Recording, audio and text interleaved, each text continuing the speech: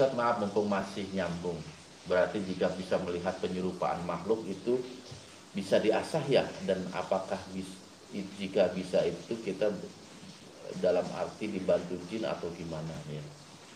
Melihat makhluk itu kalau dalam konteksnya apa namanya dunia gaib itu bisa dilihat dengan dua cara.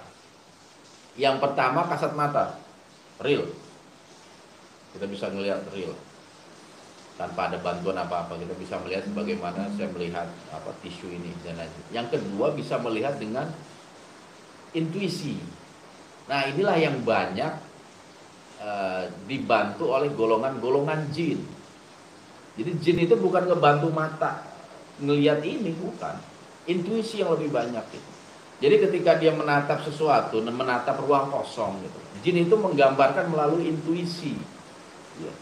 Alam bawah sadar kita digambarkanlah sesosok pocong misalnya, sehingga ketika kita ngelihat seolah ada pocong di sana. Itu intuisi dan sifatnya imajinasi. Ya, itu jin itu kemampuan seperti itu, bukan kemampuan mata secara real gitu. Nah, untuk bisa melihat secara real dari mata itu ada dua faktor. Yang pertama memang apa namanya ketajaman mata kita yang dibantu dengan intuisi kita, indera keenam kita. Terus yang kedua jin itu sendiri yang mencoba menampakkan diri. Ini nanti insya Allah akan ada jinnya sendiri sih. Saya udah bikin apa namanya sketnya itu.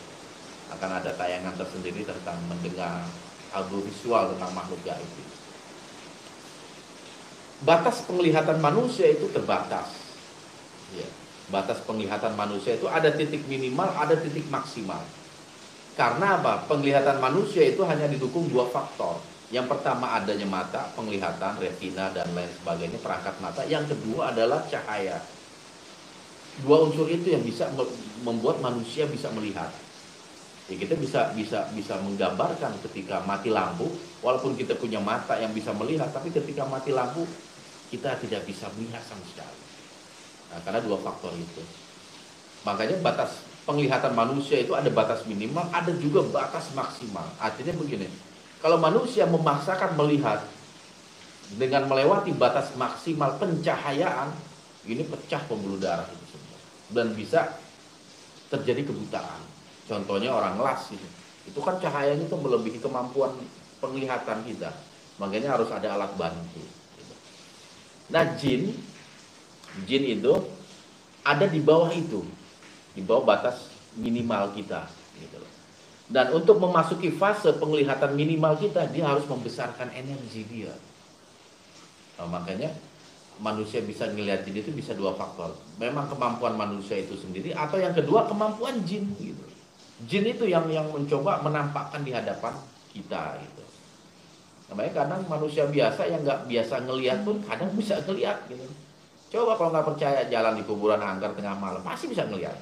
Makanya kadang saya suka ngeledek orang-orang yang apa namanya, yang meminta, "Ustaz coba dong ajari saya atau saya minta ilmu bisa melihat makhluk gaib." Gampang, udah diem aja di kuburan angker, nanti juga bisa ngelihat.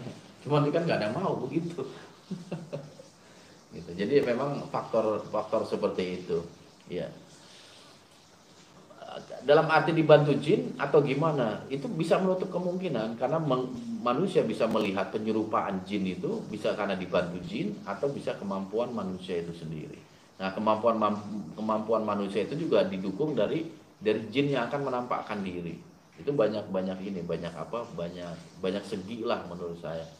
Makanya jangan cepat memutuskan ini begini, ini begitu ya. Kita pelajari dulu, kita harus tahu dulu permasalahannya seperti apa gitu. Dan untuk saya sendiri, saya lebih banyak memakai intuisi untuk melihat gitu. Intuisi, dan intuisi itu bisa diasah tanpa harus melalui perantara bantuan jin. Intuisi itu bisa diasah. Kalau untuk penglihatan ini biasanya makhluk itu sendiri yang akan menampakkan diri gitu. Baru saya bisa melihat dia itu dengan frekuensi tertentu. Cuman intinya itu adalah intuisi. Apa itu intuisi? Nah, nanti itu kita akan bahas itu. Segmennya tersendiri itu nanti.